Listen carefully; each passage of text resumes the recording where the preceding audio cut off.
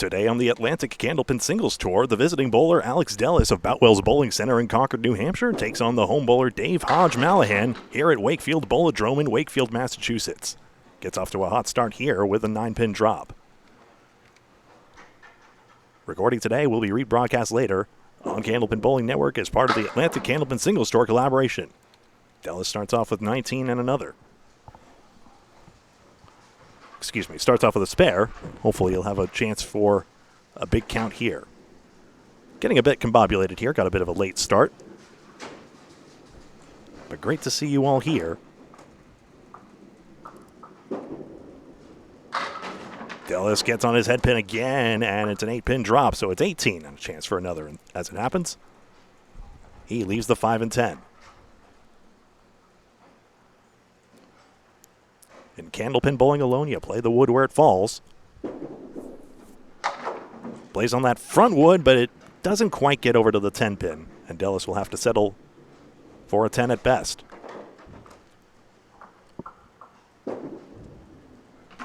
He gets a 9. Alex Dellas, the son of the owner Andy Dellas, and brothers Dino and Dimitri, all over at Boutwell's Bowling Center in the capital of New Hampshire, Concord. Just realized my audio was overclocked. I apologize.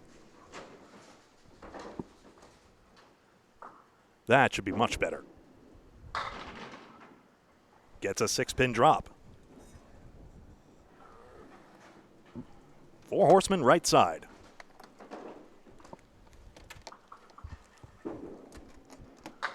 Can't quite run it down.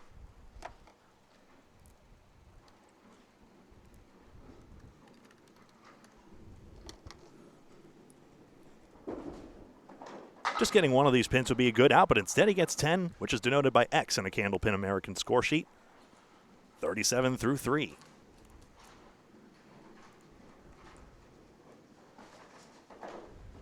Alex Dellas comes in with a 115 average. Now, Hodgie's average is 102. Dave Hodge-Mallahan's average, 102.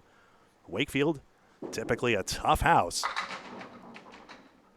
Gets a 6-pin broken up here, though, and a chance for a good mark if Dellas can drive through the wood and get to that 4 and 7.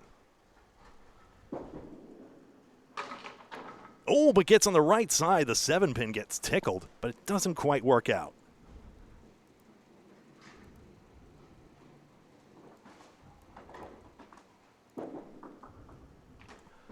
It'll be 9.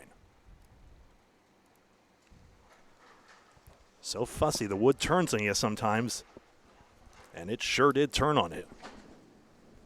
46 through 4 in the first of 5 strings. In the ACST, like most leagues, we play for points. 2 points per string, 4 for total. Any ties split the points, and it's these match points that determine the standings. As both these bowlers arguably high up in the standings at the moment. 4 divisions of 4. Both of them arguably leading their division, pending a matches in hand situation. That 10-pin is down by rule, so Dellas, despite not getting the mark, is pinning very solidly. Getting all 9s and 10s in the no-mark frame's a great way to do it. He'll leave that pin standing, but it's a 55 half. Men's averages are good if they're in the 110s, maybe the 120s. Here is the home bowler, Hodge-Mallahan. 10:30 a.m. local time in Wakefield, Massachusetts, now turning to 10:41 a.m. as we get started with these first 5 boxes. Into the foul line he goes, just 3. Hodgie, an alumnus of Channel 50 Candlepin Stars and Strikes. Filmed out of the former Leda Lanes in Nashua, New Hampshire. 1, 2, 6, 8, and 10.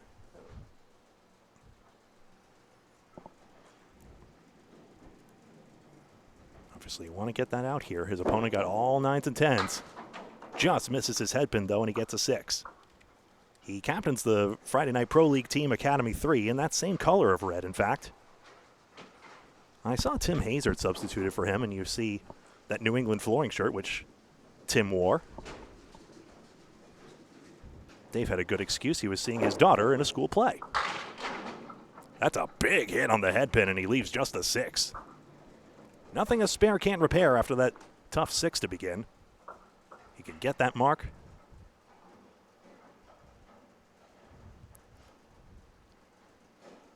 If he gets this mark and another, frankly, he still leads despite the tough start. There's wood to the side, must wait for it to stop by rule.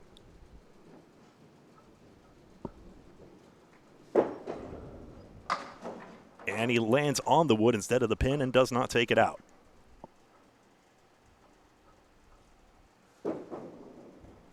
There's the 9.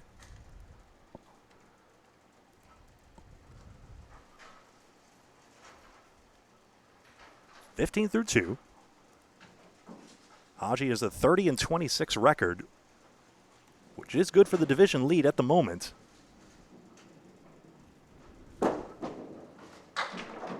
Takes out 3 to begin.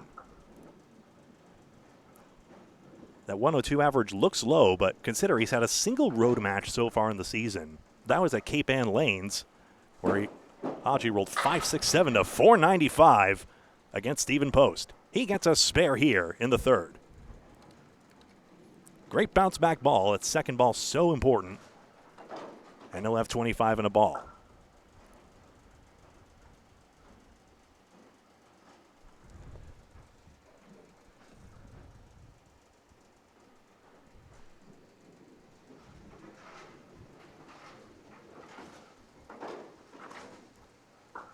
Pardon me, just letting the folks know we're going on recording today.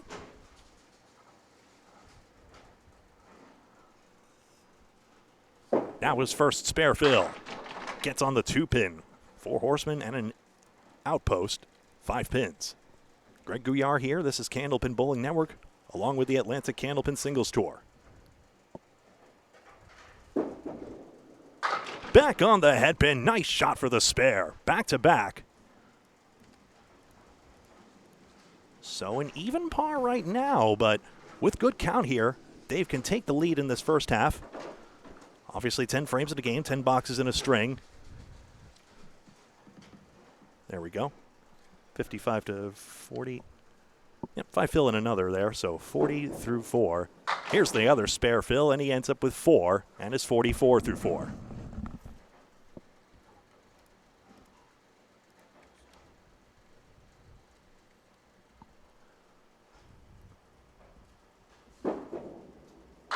Head pin again. He's so good at this, but does not get it, and he'll need a 3rd ball in this one. So Dellas will have the lead one way or another. 9 bonus pins to Dellas' 8 on just that one mark. It's an 8 box and a 52 half. So a 3-pin advantage for the visitor going into the second half. He was actually writing on the table alongside me, making sure we had the scores correct. That's why the camera shook a little bit. Apologies. Now we switch halves and go over to lane number 6 here at Wakefield. As seen on the Tender Bar, an Amazon movie.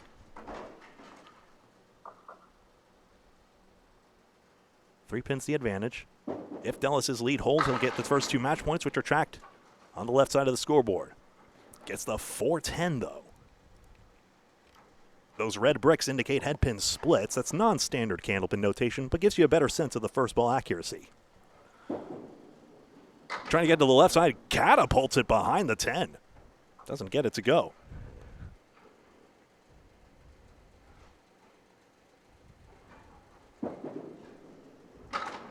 There's the 10. Good stick there, still a streak of 9s and 10s, nothing lower.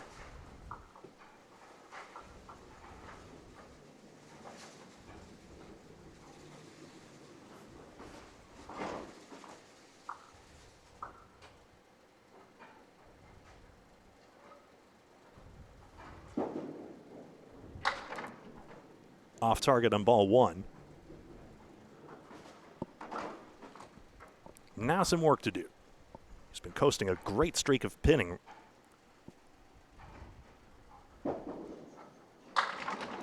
Closer to it, so this is a chance here. This is a tenable leave if he can bury in on this 1, 2, and 4 pins. Alex, of course, a Class B bowler. So on paper, the second best batch of bowlers we've got here in the Atlantic Candlepin Singles Tour. Brothers Dino and Dimitri in Class A for the time being. But Alex Dellas who gets an 8-box here, has been red hot. Recently had his high single and high 5 when Paul Grant broadcast him. High single 164 now and a high 5 of 651 recently set. The man is going nowhere but up at the moment, but unfortunately the 10-pin does not feel like going down. 4, 8, and 10. Wakefield Bowladrome typically open in the afternoon, but opening the doors early for this match. ACST is scheduled on demand, so this is technically match 12 in the schedule, but whenever the bowlers have a mutual convenience, they go for it. 4 divisions of 4. You bowl your divisional rivals twice and everyone else once in your conference, in this B North Conference. He gets a 9-box. So just the 1 mark, but has only left 6 pins standing. Averaging 9 in the no-mark frames is good going here, so even a couple 9s, stay in the triple digits here. We'll challenge Dave, who can try and get those 10s, but that's difficult, as we've seen. Shy of the head pin this time.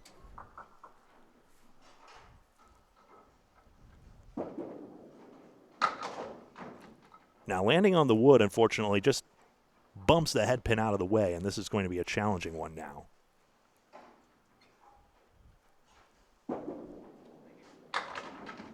Wow. Makes the 4-7-9 out of that, by the way. That'll be a 9-box. Grabbing that extra pin. Still maintaining that streak of 9s and 10s. Candlepin is full of those easy-to-miss moments where just that little extra pin, just that little extra moment, if you really pay attention, can make a big difference down the line in the string, the match, the season even.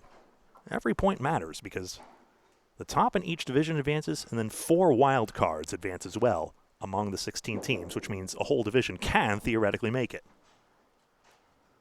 Misses this one. I have to say, I think the rack is intact here, so a good ball in either the head pin or the 2-pin especially will allow him to get the out. And there it is. Third time lucky, he gets a 101. In theory, Dave could take the 2 points with just 10s, but you've seen how difficult these pins are to get. Those slim little pins, tall pins, but only 3 inches wide at the stripe. 4 horsemen left.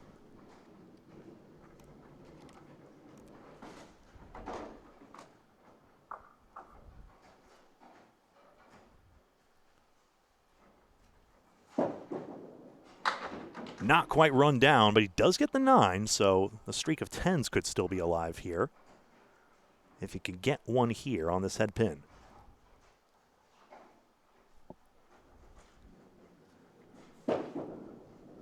Yes, gets the stick. In theory, does not need a mark to win the string.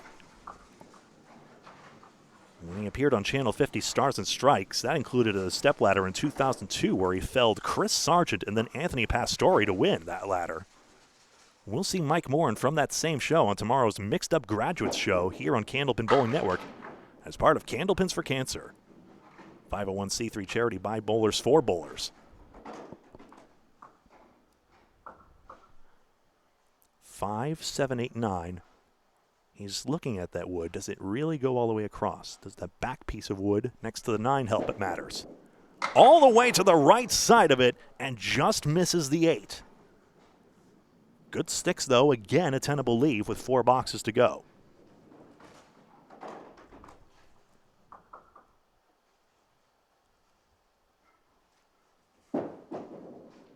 Misses the pin.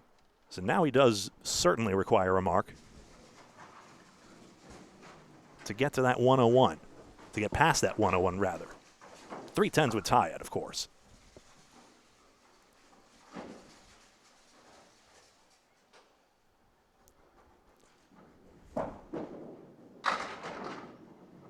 One, 2, 8. No, there's a 5 pin as well. 1, 2, 5, 8, 9.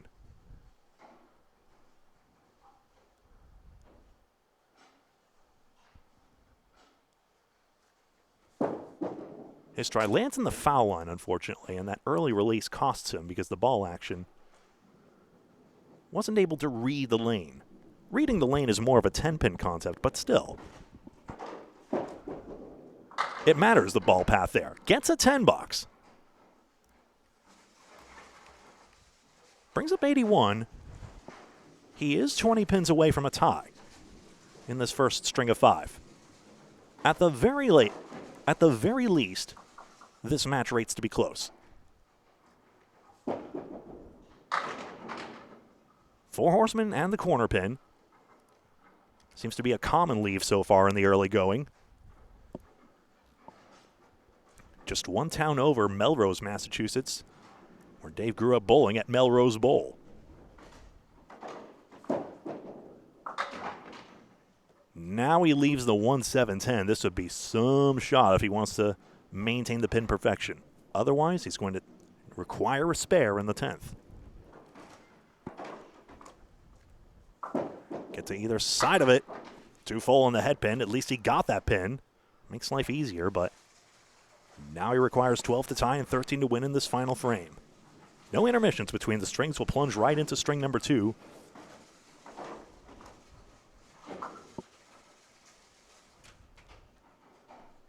At that time. A half Worcester. It's gettable. But he is going to need it. Needs it now or Dellas wins the string on the spot. Good shot! Near the 7-pin, but doesn't take it. Alex Dellas, string number 1. And the first 2 points we'll put on the board here. There's the 9 box. So 101 to 98. 3-pin win for Dellas as we go to string number 2.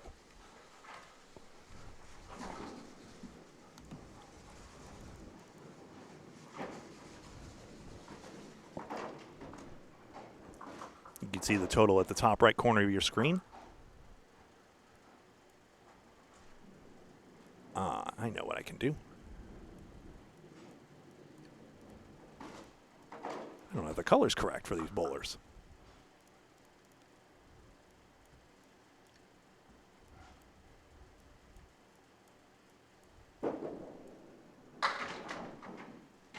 Dellas 1 spare to 2, but good pinning and filling got him the victory by 3 pins.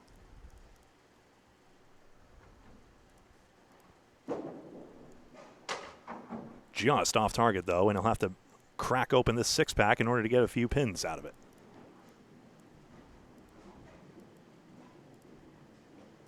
That's more like it. Nice ball there. That's 9. A fine out. Consider Hodge also had 9 bonus pins to Dellas' 8, but especially in the challenging confines like at Wakefield, those pins so important, and pinning did decide that first string. So keep an eye on that 3rd ball at all times. 1, 2, 6, and 10.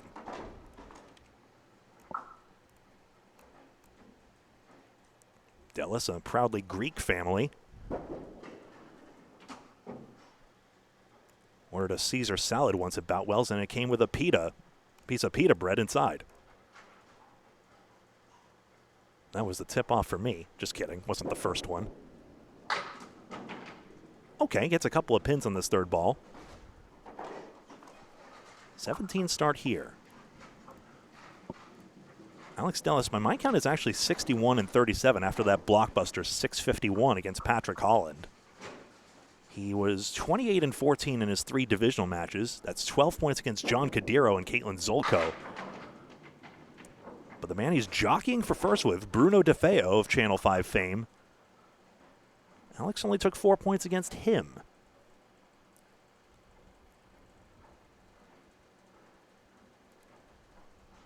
Five and 7. That piece of wood is more obnoxious than not. It threatens to deflect the ball unless Dellas can power through somehow. Left side, and it jumped over the top of it and denies him.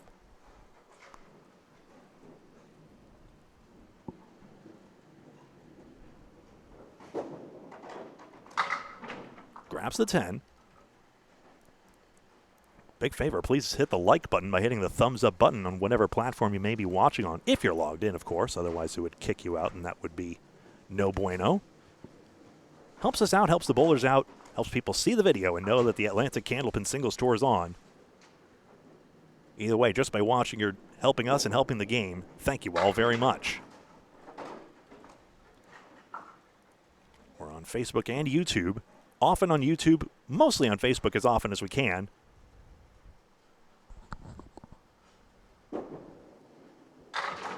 Outside on the head pin, on his crossover side, leaves the 3 and the 5.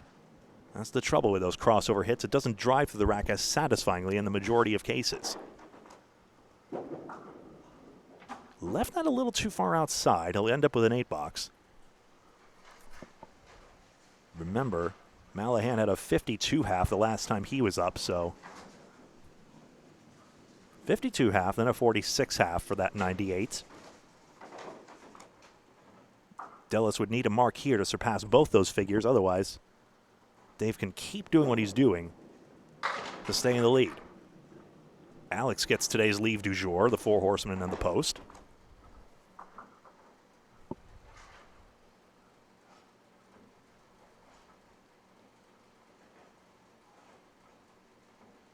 Woods moving around a little bit back there. And he tried to drive the ball to the 7, accomplished that, but the pin action wasn't enough to take the 6 and the 10. This time gets the 2-pinner on the 3rd ball, and he does get his 10, so 45 will put the question to Mallahan.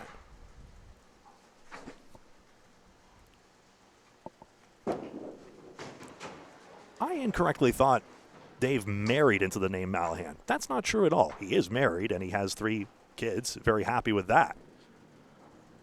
But Mallahan is actually in honor of his biological father, who he met later in life. Formed a great relationship with and wanted to honor him, so, of course, grew up with the name Hodge, being raised by his mother. So, honoring both his parents and carrying the name forward for his 3 kids. Dylan, Logan, and Lily. 3rd ball coming up here as that 2nd ball hits the curtain.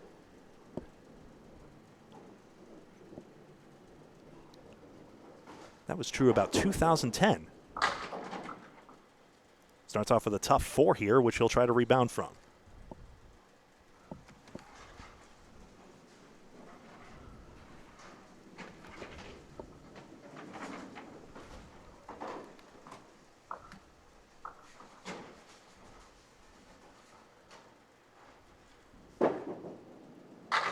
Good head pin hit, but crossovers leave kings. His ball travels left to right, so hitting that 1-3 pocket is not as ideal for his ball.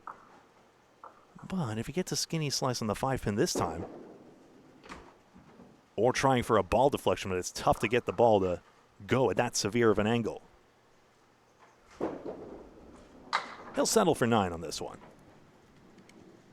Yes, he trails, but you got to pick your battles sometimes.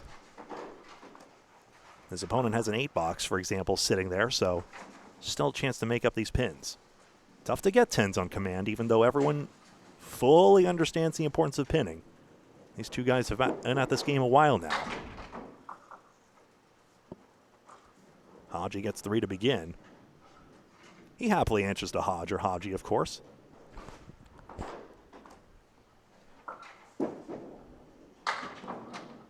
Especially since that's been his bowling nickname for quite some time. 1, 2, 5, and 10. So tough to get these pins. Got the 3 there. That's important. 22 through 3.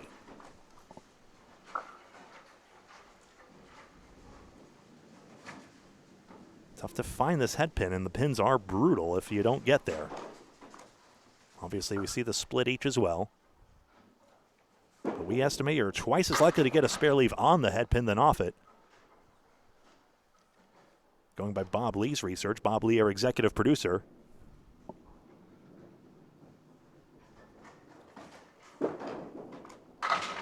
Outside head pin.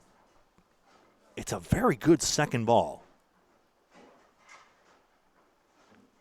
one point, a 126 bowler. And you can see with the power he deals on that ball, how he got to that high mark. Captains, of course, the New England flooring team.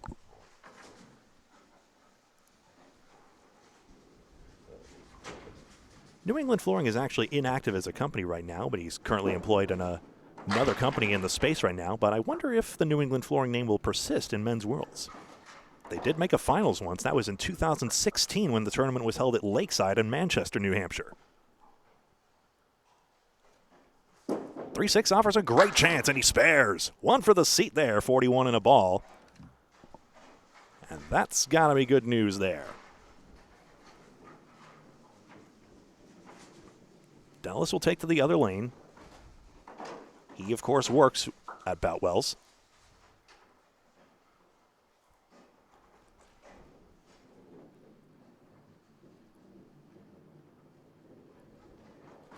Wakefield in about eastern Massachusetts, still in Middlesex County. But quite the track to get here.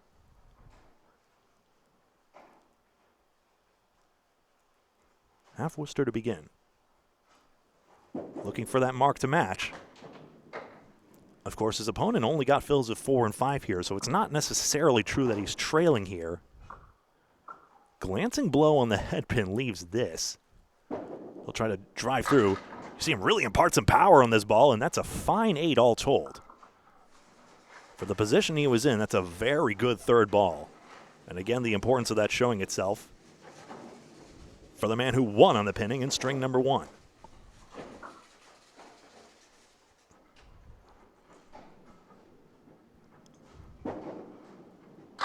Box 7, excuse me. 4, 5, 7, 8, 10.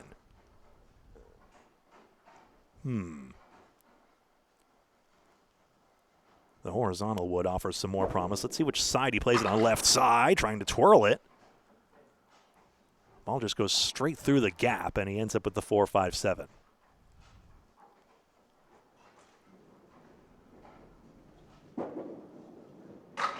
Nice shot there for 10. So good persistence on the second and third balls. He still has had nothing less than 8 all match long. Had a few of those 8s.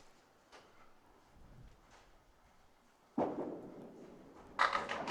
game doesn't get easier as you go, and now a crossover leaves the kingpin and just about everything else as well. 4, 5, 6, 7, 9, and 10. It's explicable, but it's very harsh. Now we'll just try to make some sensible pinning moves or make a cut on this one. Nickel and dime. Now suddenly out of a leave you thought could easily punch through for 5, 6. Instead, Dellas takes 10. Escapes beautifully from that awful split.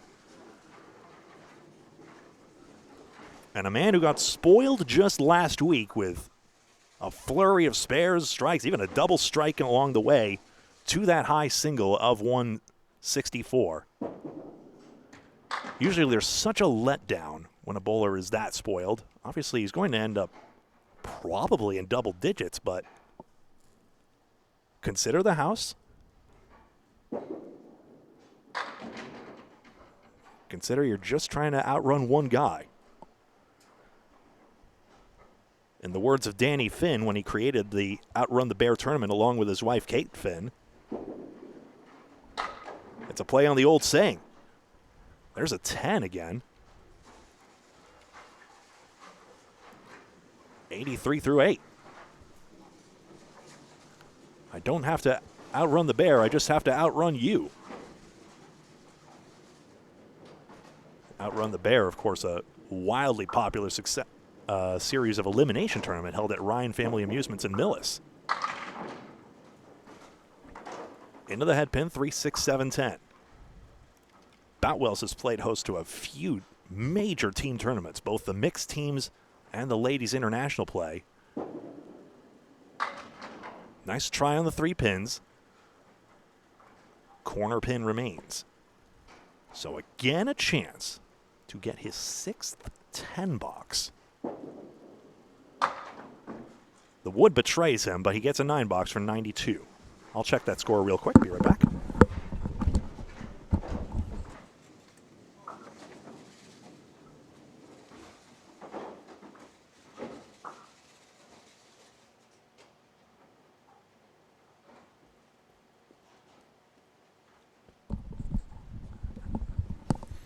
'92 is confirmed, and now here's Hodgie to fill a spare.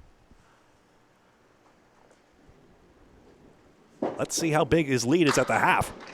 Very good. Skinny slice, but he got 6. About the average fill. 3, 5, 9, and 10.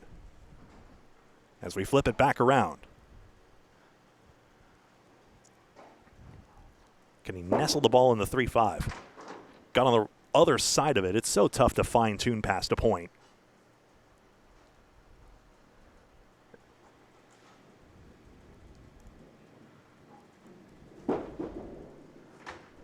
And he'll have to settle for 7 on this one as the 2-pinner that was available gets away.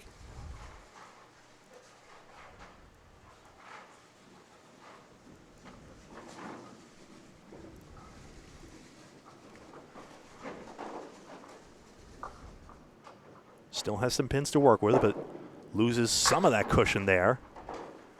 Again, he'll have to work for it against these 7. Can he hold on?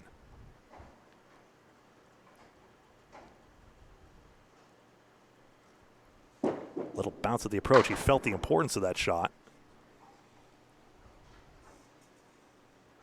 And a very lonely place that every bowler can empathize with. Just that lonely spot when you know the ball just got that little bit away.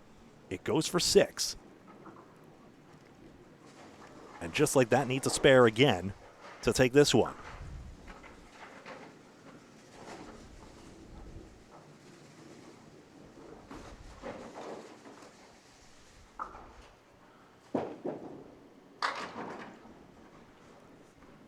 Three boxes to go.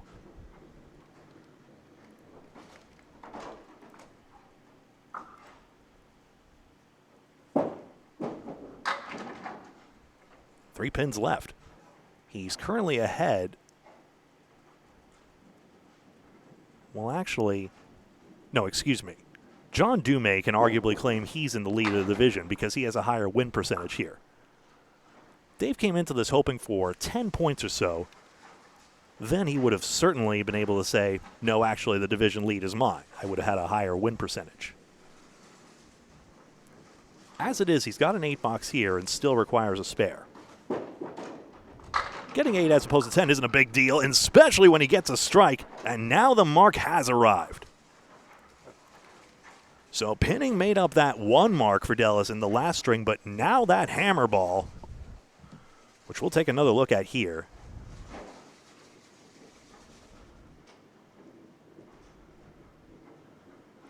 doing damage. Again, love the shot out of his hand, you see, but lands awkwardly on the head pin and ends up with a bundle of 5. Needs these sticks. 7 fill ideally. Good shot, spare on strike. Hodgie throws a 20 box and has won this second string. So a nervous moment, but patience required in this game. And we've got ourselves a tie game and a close match in the second string of 5. Dellas will waltz back here with the score sheet. Will confirm it. And the fill is 9 for 107. Just like you see it here, 20 box in the 9th. And a 19 box in the 10th for 107. And there you go, 15 pins and 12 pin advantage for Hodge-Mallahan, who takes the second 2 points. Wakefield, Bowladrome, Wakefield, Massachusetts, obviously.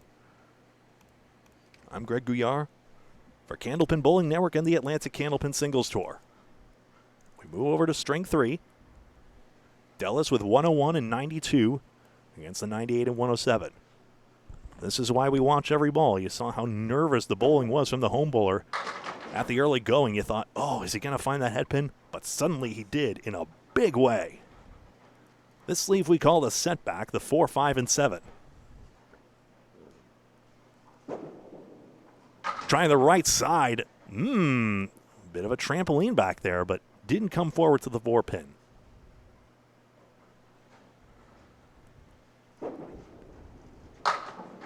Score at 10.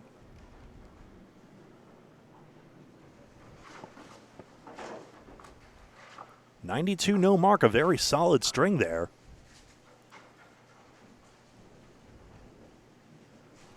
I got my point, and I didn't complete my point about Boutwell's Bowling Center. Although Academy Lanes has deservingly been named the host of Men's Worlds in 2026, wonderful place. Center room, 24 lanes, well-maintained. And also a place that keeps it all in the family as well, with the DeBurrows. We are looking forward to going there for the Men's International Candlepin Championships, the Men's Worlds there in 2026. But maybe Boutwell's 2028? There's another family-run place that keeps their 24 lanes humming. Of course, Academy Lanes is 44, but it's really the center 24 lanes that are associated with the marquee competitions, but also glow bowling on weekends.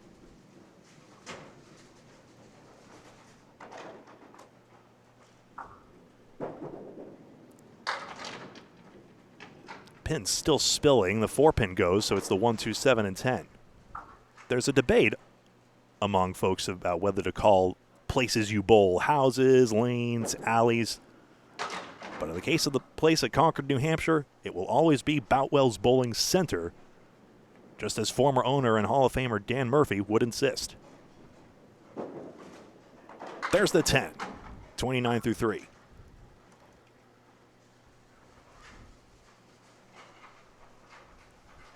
Just 1 pin standing, so again, Alex leaving a good pinning foundation. He's only left 16 pins standing the entire match to the 29 of Dave Hodge-Mallahan.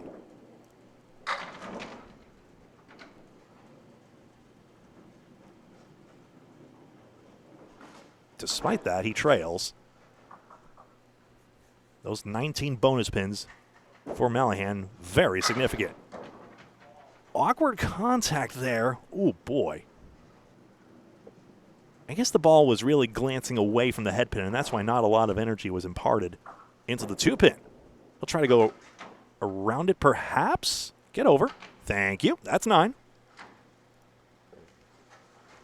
Just the 2nd pin left standing.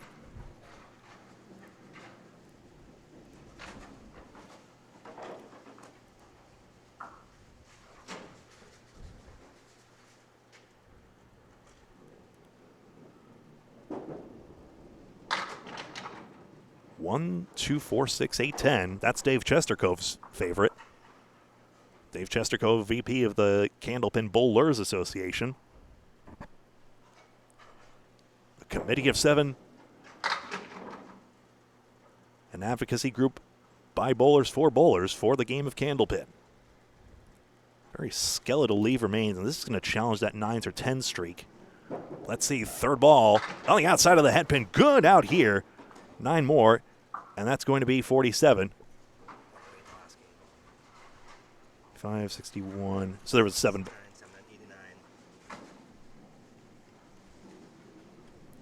I see. I missed a 10 box along the line there. 13, 23. Okay. I was a pin off. Thank you very much.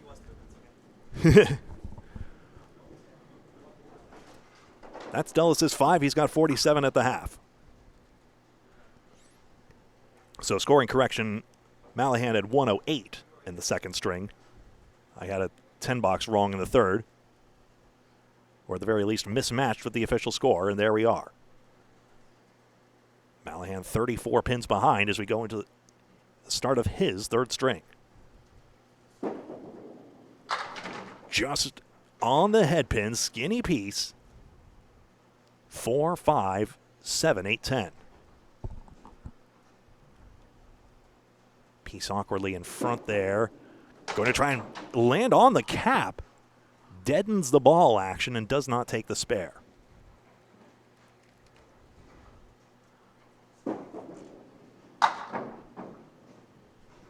Plays the middle pin, and gets an 8 box.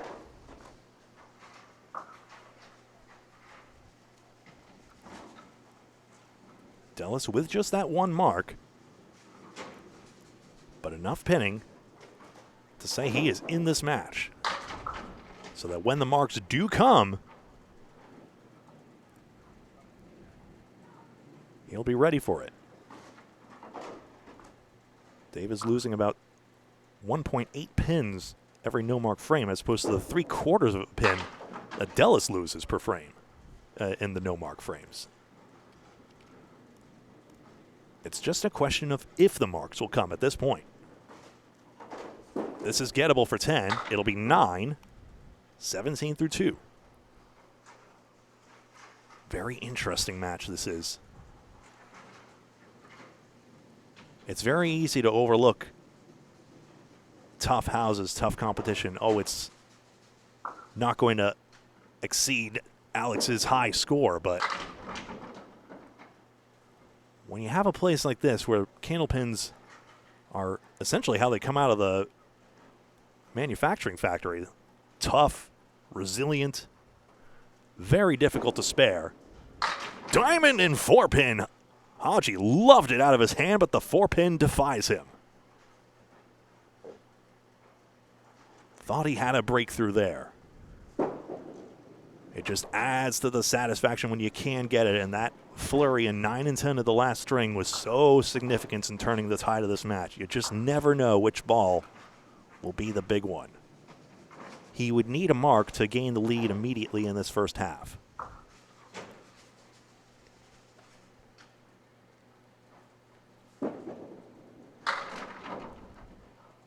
He's only a smidge ahead of John Dumais and Stephen Post in his division. Matt Goodale further back at the moment, but still a lot of season to go. They have not even played half their matches. This leave again, and it's gone. There's the spare for Dave Hodge-Mallahan in the fourth.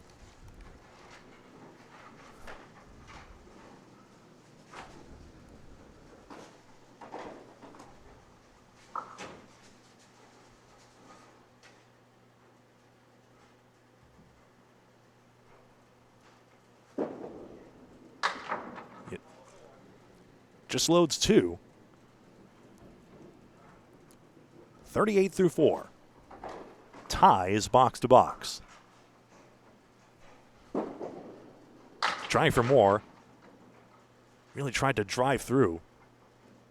Whoa, that 2-pin is trying to go somewhere. See if Mallahan can put it out of its misery. Nice shot for 10, and he takes a 1-pin lead as we change over to lane 6.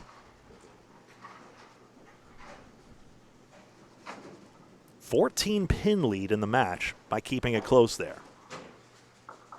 You see the significance of those bonus pins, but say if Dellas starts getting back on his head pin again, tides could turn. Even this 1-3-9-10 doesn't look terribly awful, I'll have to say. If he just throws that head pin ball again, maybe the 3-pin can be contained by that piece of wood in the middle of everything. It was, but he's off target. Again, though, getting the pins. Spare 2 did not turn the tide all that much.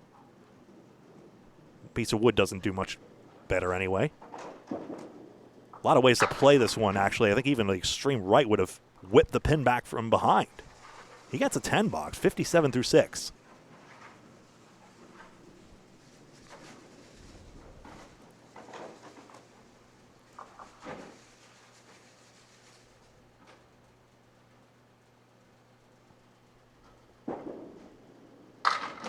That's head pin. 4, 6, 8. Woof. Where does this wood go, though?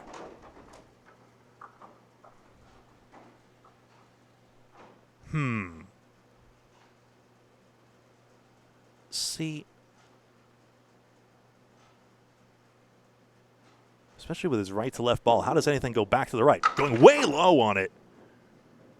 That was the idea. It did clear the difficult pin, the 6-pin. So for pinning in a game where we're still trying to get those 9s and 10s as much as we can, it's a great shot. Lands on a 9 box in the end. He is waiting for his opponent to have a pinning meltdown. He's let a few pins get away before, but that remains to be seen. He had a good first half. And if Mallahan remains solid,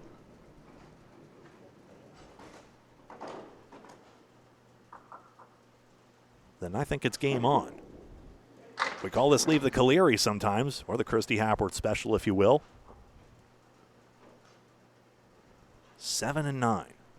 On the third ball, one of these is gettable, and you see that piece of wood freeze up against the plate edge. That's a bit of a hallmark of Wakefield. They do tend to do that. This time gets neither pin and ends up with 74 through 8. So again, Dave Hodge-Mallahan will step up, not necessarily needing a mark, but needing pins in these tricky confines.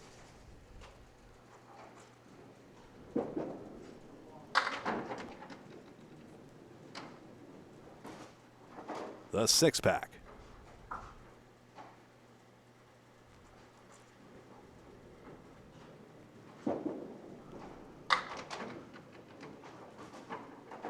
One and 4. Can he get another 9 here?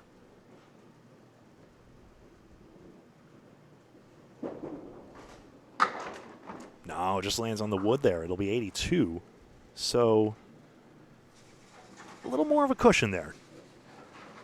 See a bit of a disappointed press of the reset button there.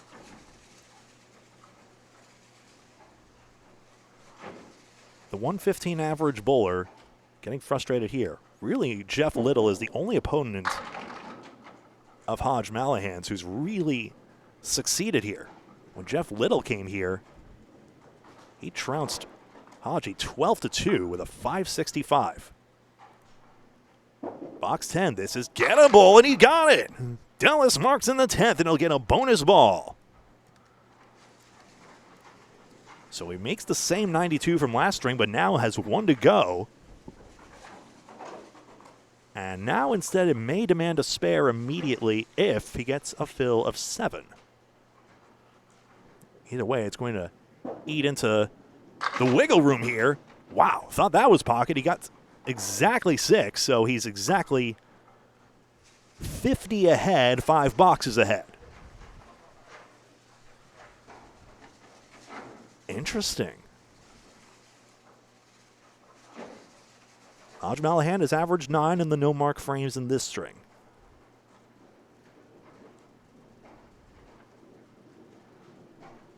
Wakefield Bowladrome has a beautifully maintained old-school facility. 20 lanes, no nonsense, no shortage of entertainment. And boy, if these walls could talk. Good shot, 7-pinner goes. Mallahan gets a mark off the seat this time. Sorry, I didn't get a replay of Dellas' spare.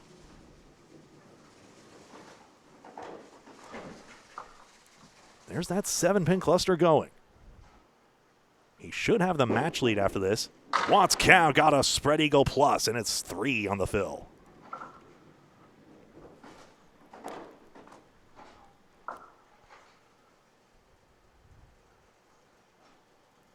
So a chance to basically maintain his average here across the season, 102. Dellas has never bowled here at Wakefield.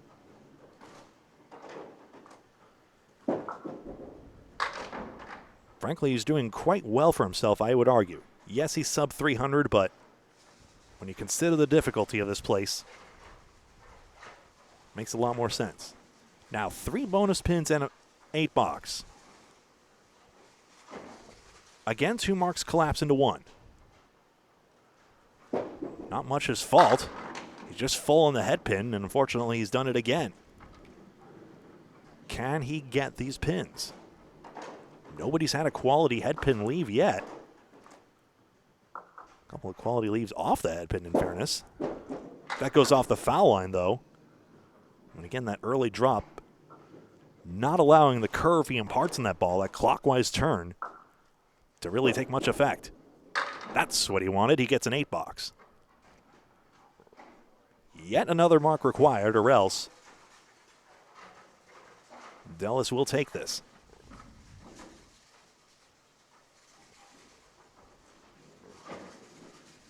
This time the pinning's not all that bad at all. If he got 10s, Dellas would win by the bonus pin instead of the third ball pinning. But the 4 horsemen left is gettable.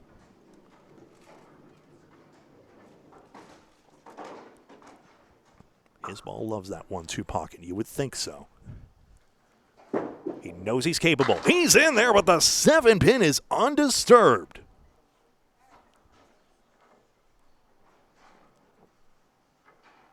Bullet dodged by the Concord, New Hampshire bowler. It'll be 9. Once again, a spare required. He was so clutch in 9 and 10 in the last string. The home bowler leads in this match either way. But I mentioned 10 points is what he needed to be firmly in the division lead. Gets just 3. Anything less, and John Dumais has a valid argument that actually he leads the division. His division of 4.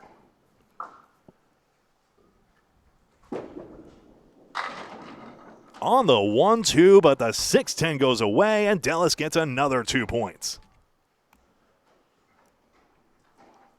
Great offer on that second ball. Third one gets away. It's an 8 box. 98-94, and 4-2, Alex Dellas.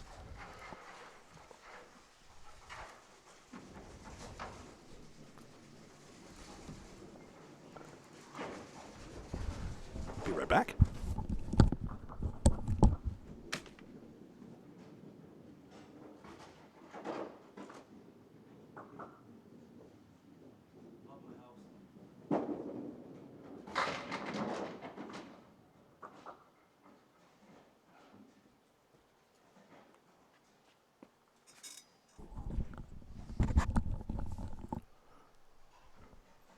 Three, 6, 8 to begin string number 4. Good! Alex Dellas muscles it down to start his 4th string. Marking the 10th of the last one. Marking the 1st to start this one.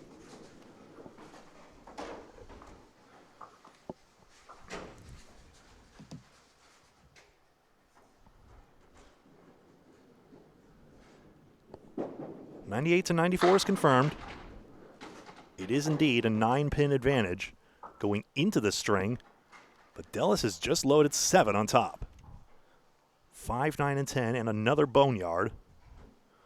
Thickly settled wood. Red line. Whoa, where'd the ball go? In the gap, I guess.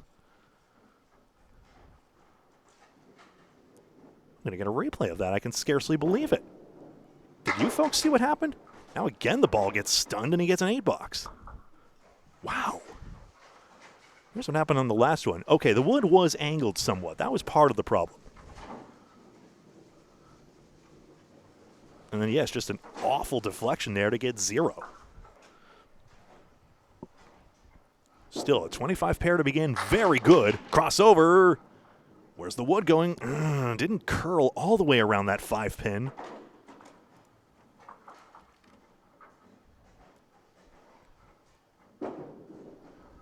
Left side of the wood, and it goes in front of the 10. Boutwell's is no cakewalk either, of course. He and his brothers are used to bowling in these difficult conditions. Now Dimitri Dellas won his class championship in the ACST. There's a 10. Right back up to a good pinning average.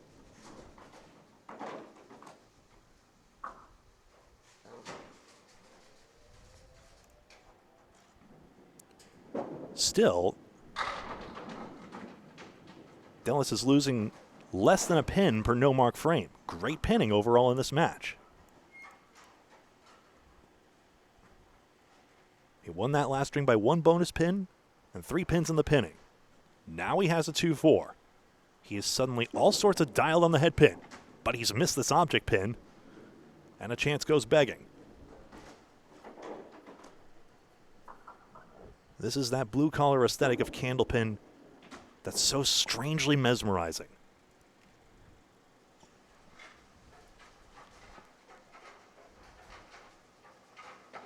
in a world surrounded by increasingly glitzy bowling alleys. The heart and soul of this game still rings as strangely relevant. A tough world, a game where you can do so much right, including go 5 for 5 on the head pin like Dellas and only have one mark to show for it. But just when you think your luck's run out, suddenly a gift-wrapped plank ends up in front of the 6 pin, and you get that second mark. And now Dellas, who was sub 300 through the first 3, has a possible 60 half. The home bowler steps up here. He's actually made 3 appearances at least on Channel 50, going by Mike Sweeney's channel, Wolfman12395. I didn't have time to look into the other one. I just am familiar with the Sergeant Pastore ladder that he ran. A lot of great YouTube videos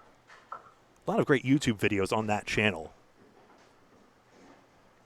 One of the OG Candlepin content posters. Just 7 to begin. The 2-pinner was there, and he likely was shading that way, so it wasn't a big miss, but it does leave 3 standing.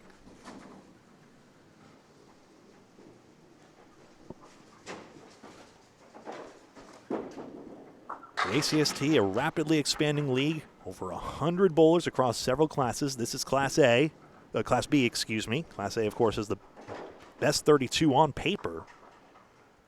This is the next 32, and now a West Division as well to further expand the league. Hodge converts the 9-pin drop. Gets that mark. He's been good at those.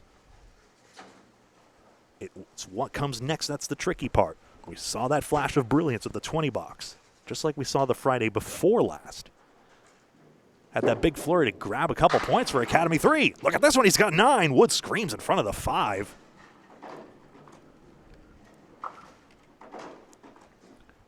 Just further demonstrating why resilience is so important in this.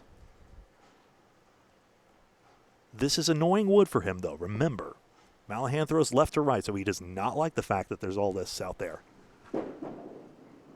And he was deadly afraid of that. And unfortunately, the ball carom does not go as planned. Darned if he does, darned if he doesn't. Shows you he could have made that pin without. In the very early days of Candlepin bowling, like the early days, maybe before even the turn of the 1900s, it was permitted to remove wood on command. You would just have a guy come out and take it. It's just like, no, I don't want to play that wood. You could take it. But nowadays, it's accepted as an obstacle of the game for the vast majority of this sport's existence. 4 horsemen left in the 6-10.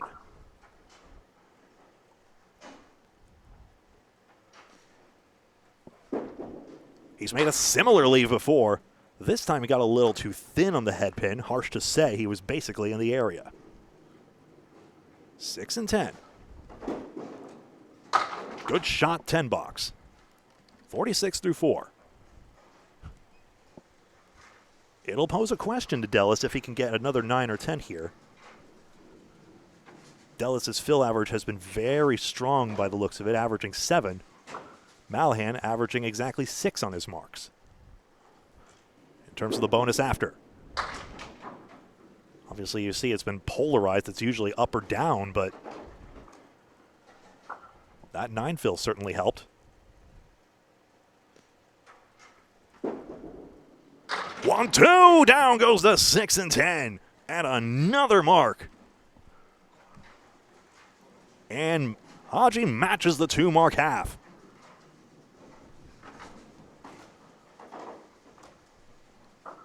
'56 plays 53, ball in hand each. Marks are 9-4 in the match overall in favor of the home bowler.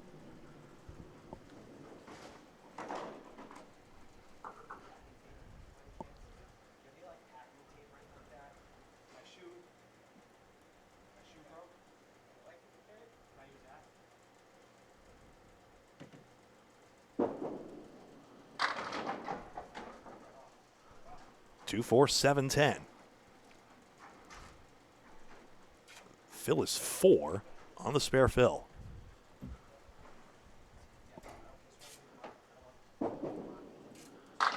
Good shot. Wood wilts in front and gets hit by another, but no 8-pin.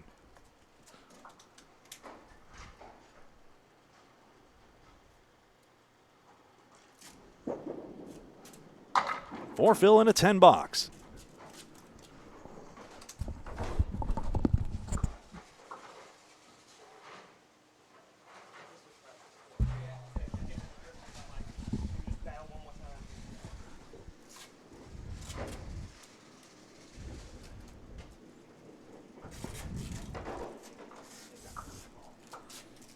So the reason Alex Dellas is doing his own scorekeeping is Dave has actually suffered a shoe malfunction, and the sole has actually come apart over there.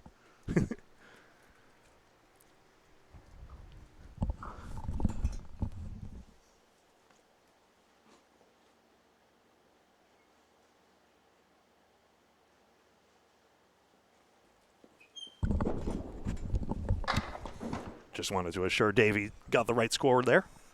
Of course he did. 67 through 6.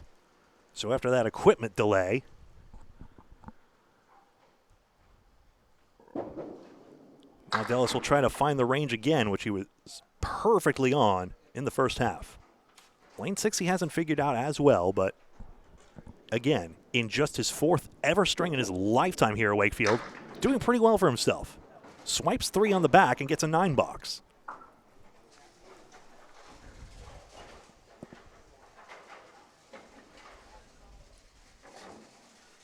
Averaging 9 in the no-mark frames. Again, solid pinning. His opponent got those 2 marks as well, so he may need yet more, and unfortunately the spread eagle. Interestingly enough, Alex Dellas is the last person to make a spread eagle on our cameras of the former Spread Eagle Productions. It was a $25 bonus, which he gratefully gave back to Candlepins for Cancer. 501c3 charity that, as a secondary goal, promotes the game, including helping Candlepin Bowling Network, but as a primary goal, gives direct relief to families when they need it most. Takes a 6 box here. Over $106,000 and counting. Maybe even it's counted up since. Paul Grant has a knack for raising money and finding deserving recipients, along with Al Johnson, the Hall of Famer and founder of the charity. And if you want to help as well, you can go to candlepins4cancer.com, candlepins4cancer.com. All of the Dellases have been great friends of the charity, including helping putting on some fundraisers at their own Boutwell's Bowling Center. Right side of the wood, ball goes straight back and nothing takes the 10. A tough 6 box. Spread eagles are nasty like that. You throw a perfect first ball, and unfortunately, you get the worst possible try for the pinning. So, a bit of a setback, and I don't mean to leave. But the man who traveled an hour or so to be here, still a chance to get some triple digits. He got that 101 in his first string here.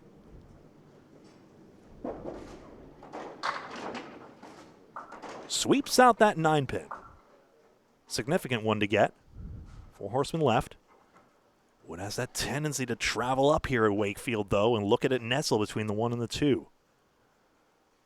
Has that changed the shot? Good! Spare for Dellas, his 3rd of the string.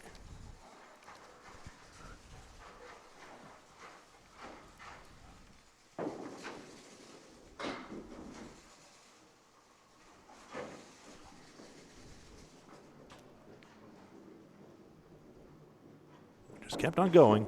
His bonus ball gets his head pin, and the fill is 9 for 111. Just another example of how Alex Dellas is getting stronger and stronger the more he bowls.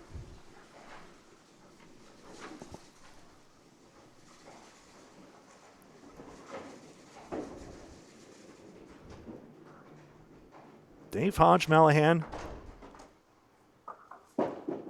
knows what the top is like, knows how to get a strike, and he's loaded 20 in the 5th.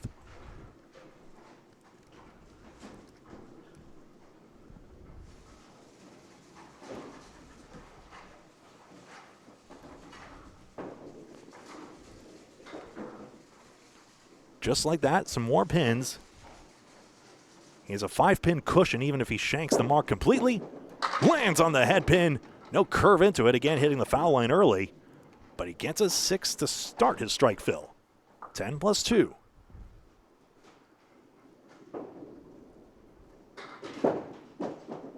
And the wood goes in front of the 6-pin. The count is 9 on the strike. 85 through 6. Won't lose much, if anything, on this box. None at all. It's 10. He's been pin perfect through the last 6.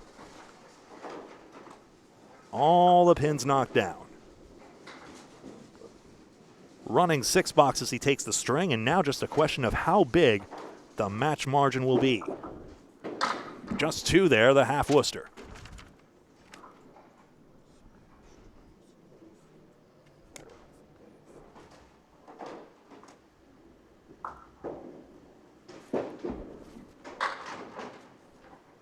One, 6, 8, and 10.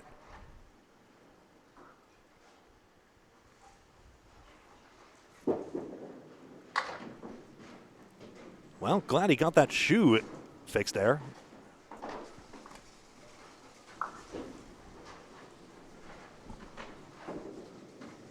Obviously, it's his grip foot. That's why he's got the tape on the right foot. His sliding foot, the left foot, is thankfully unaffected. Otherwise, that would require probably a more intricate repair. Them's the brakes. Jonathan Boudreau once had to wear rental shoes during a Pro Series event because his shoes malfunctioned on him. That was quite some time ago. I think it was last Pro Series cycle, but still. A good 4 pins here. That's going to allow Hodge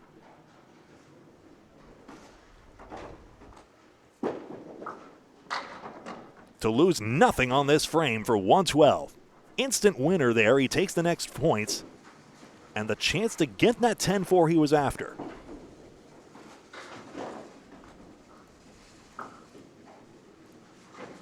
Match to match, Dellas trailed DeFeo by 5 points. His victory over Holland really helped. He obviously wanted more than that, but it's going to be all to play for. Question of the match lead now. Does this check mark go? Not on the 5-pin. One more for 120.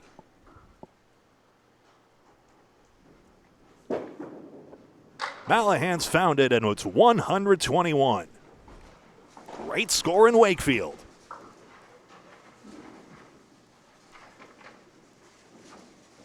I genuinely wish there were... The issue with tough houses is that there's such a focus on records. And saying, you know, it's the high singles that make records. Fox Local News interviewed Jenny Rowe when she got 210. With a catchphrase that still rings amazingly for me, and I'm not sure how many others. She's not a pro bowler, she's a nurse. And it's incredible. It shows that anyone can succeed in this game. At the same time, when you bowl in a place like this, you don't expect to set records. In fact, I think the house record is south of 200, if I remember correctly. And yet, you can see the authentic challenge these pins produce. It requires you to throw all 3 balls in the vast majority of cases, even for the best of the best. That old setback leave, sorry to Ryan Flynn for not giving you credit earlier. Corey Smith from Kingswood Bulletproof and those championship Kingswood teams helped popularize the name.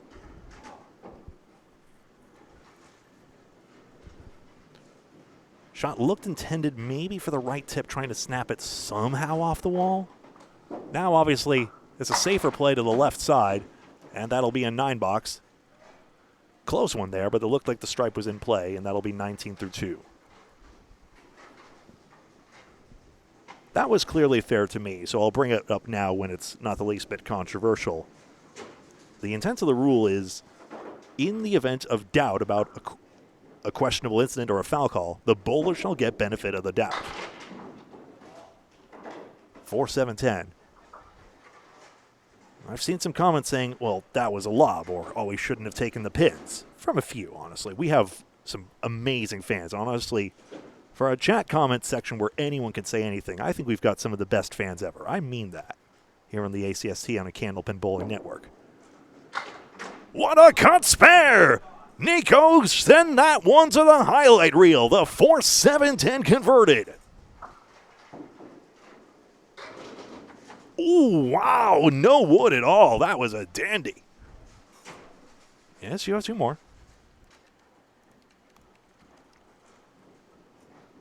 Asks the trapeze artist nonchalantly. Gets it out there, gets a piece of that head pin. And it's a diamond right side. Resulting from that thin hit, he gets 6. So, second-guessing bowlers is not what you're supposed to do in this situation. Good shot spare again. Diamonds are no easy feat. But suddenly in this 5th and final string, Dellas seems to be solving these lanes brilliantly as he tries to take the remaining points.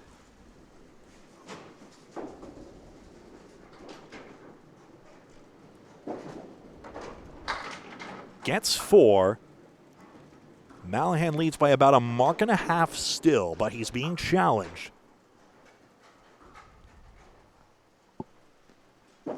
This can go. Dellas on the outside, somehow too thin on the head pin, but good sticks. Point being, give the benefit of the doubt to the bowler. We're the ones, especially from my perspective, we're pointing cameras and putting these bowlers under a microscope. Even the Pool Association changed the rules recently. Give the benefit of the doubt to the shooter. 58 at the half.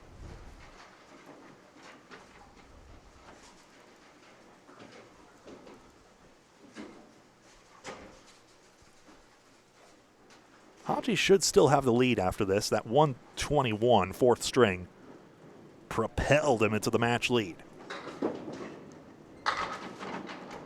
He starts off with a tough 3-4-6. Dellas just made a harder one with the 4-7-10. Mallahan's had some good bounce back balls. No split spares yet. Outside. Nothing came off the wall. Wood's going to roll with quite some pace, I must say, but not nearly enough to take the pin out. Yep, that's 10. Very easy to stub that ball in the cap. That's not a gimme. But pin perfect to begin.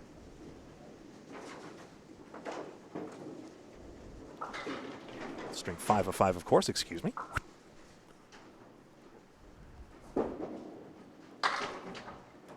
One, 3, 4, 6, 7, 9.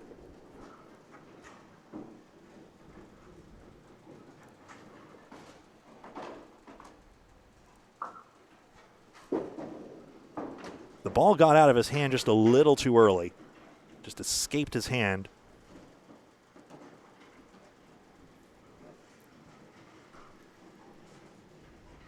Head pin accuracy has been comparable between these two.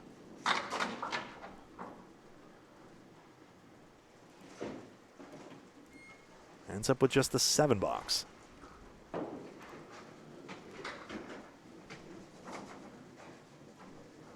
Actually, Dellas has had 22 head pins. He's had 48% of his head pins. Mallahan, just 40%. Got this one here, though, and when he gets it, he gets it. Triangle number 3. In fact, I show that Dellas has split 17 out of 22 times on his head pin hits. Mallahan only half the time. He does not get the 5 pin. The former Melrose bowler gets a 10, 27 through 3. Two bowlers are bowling runs in the family.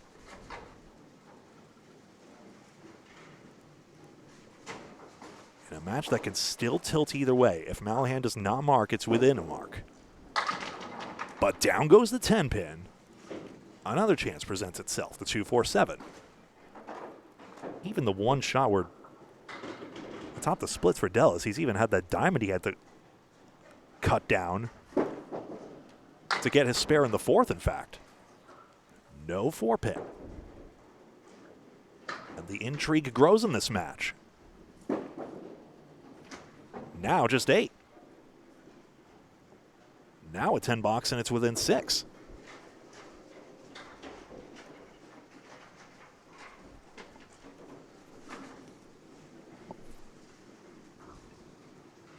Hodge having one of his best, averaged 105 in the first 4 strings. It's among his best this season. However, a 6-7-10 will challenge him depending on where the wood sits. 2 rolling pieces. Can he tag them both? Obviously, landing on the red line on the right piece doesn't take it all. If he lands low on the middle piece, does it tap the one on the left? Red line on the left side. And unfortunately, the 6-10 doesn't take. Shoots it out, that's 10. 45 at the half. And just like that, we have ourselves a 6-pin ball game. In a match that has been so back and forth.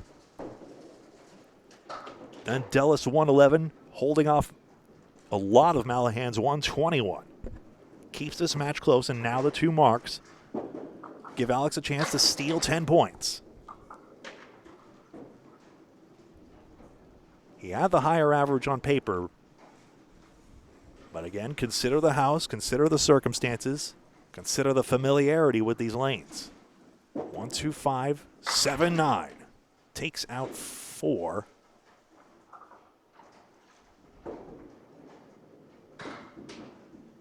One and 7. Left it short. That's an 8.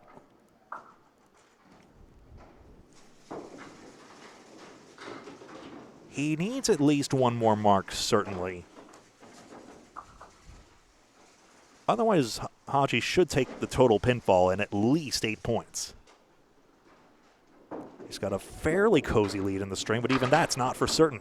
Crossed over, 5-1 split. Dellas has now split 18 out of 23 times on his headpin hits.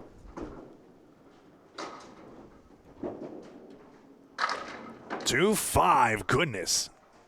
7-10. This game does not get easier as you go, and even if you're just that little bit off your power as well, even though it's hard to tell without the Bob Lee radar gun. The pins will punish you for that too. They just scrutinize every little detail, like not fast enough, not on the angle enough. They pretty much nitpicked every single thing about Dellas's delivery, and they still 9 of 10 fell. Half Worcester. Dellas starting to feel racetrack running out here. Mallahan would still need 2 marks, presuming good pinning here. You know, it wasn't a bad ball, but by getting on the 1-2 side, sent that head pin into the curtain. The 6-10 is the prudent play, and unfortunately pops just 1 for a 7. 2 object pin hits, just a 7.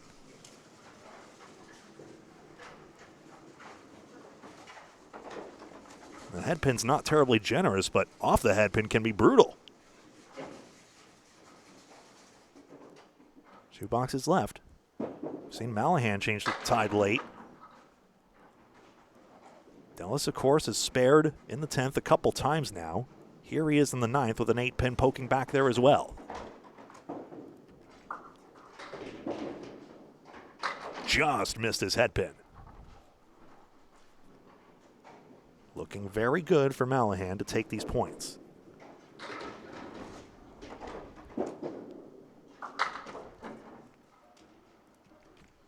There's the 10.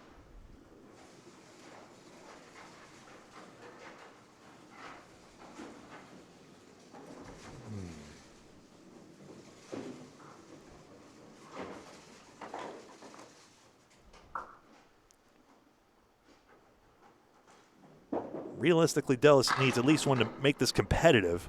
A bundle of 5 is gettable, and remember he got that diamond. In an interesting quirk of Bob Lee's statistics, His sampling actually showed the bundle of 5 goes more than the diamond. Every trial's a new one, though. Whoa, he stole 4 pins. Goodness. Very interesting. Makes the string interesting for sure, as he won't give away much. He did lose 6 pins this half, so with good pinning, Mallahan can take the string as well and still get his way to 10 points.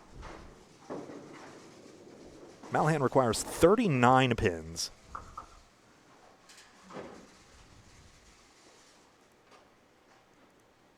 He loses about a pin and a half on the no-mark frames, but that should still be gettable for him. Now the question is the string. Does he have at least one more mark in him? And can it be filled? He got 28 bonus pins and 3 marks in the last one. 3, 6, 7, 10. Off the cap, doesn't take it. It rolls up there. It's not. He almost wishes this one would flatten. That would make life a little easier on the 6-10. Grabs the red line, grabs the corners. Okay, then. Huh. Just an interesting oddity to show you.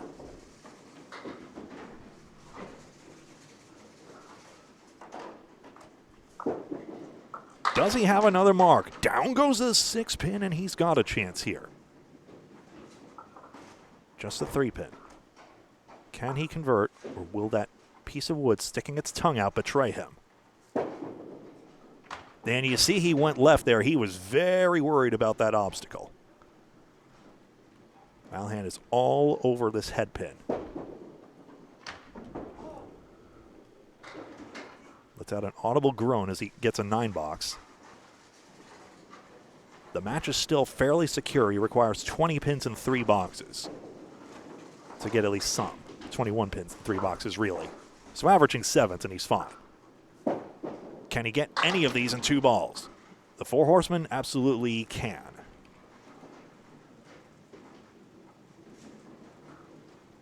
It's been a mixed bag with these today. This time the wood's in a slightly different position than the 1-2 where we saw it go earlier.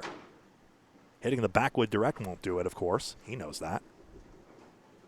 Just in case, don't want to take a 6-box here. That would be a little concerning. Very good. That's 9. 11 pins and 2 boxes, and now the average required to win the match is down. Still the question of the remaining 2 points. 2 points that either of these bowlers would be thrilled to have.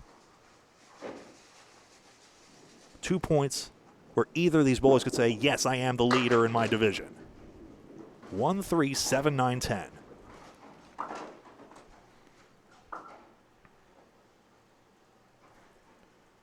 I wonder if that middle wood is actually deflecting the head pin away, or if it'll drive everything back. Doesn't go in that place. The trouble here is he probably needs these both, actually, but instead he gets a 9-box, and now he requires a double strike to take the string. Running 9s, that's good pinning, but unfortunately, now a double required, or else it will be an 8-6, pending 3 pins here, of course. Doesn't get it. Got his 3 pins, so that decides literally everything. It is an 8-6 victory, as Alex Dellas takes 2 and Hodgie takes the remaining 4.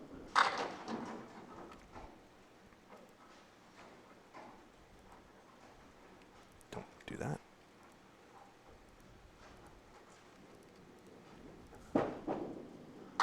There it is. Why not go for the fun shot as long as it's nothing in doubt? Dellas wins the remaining string 102-89.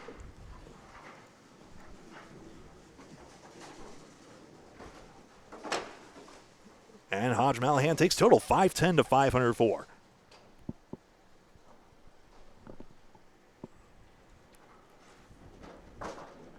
Thank you very much for watching this presentation of the Atlantic Candlepin Singles Tour here on Candlepin Bowling Network. Make sure to follow us in both places on the Atlantic Candlepin Singles Tour Facebook page and on Candlepin Bowling Network's Facebook and YouTube pages, Candlepin Bowling Network. My name is Greg Gouillart, and on behalf of everyone here, thank you very much for watching. And until next time, so long.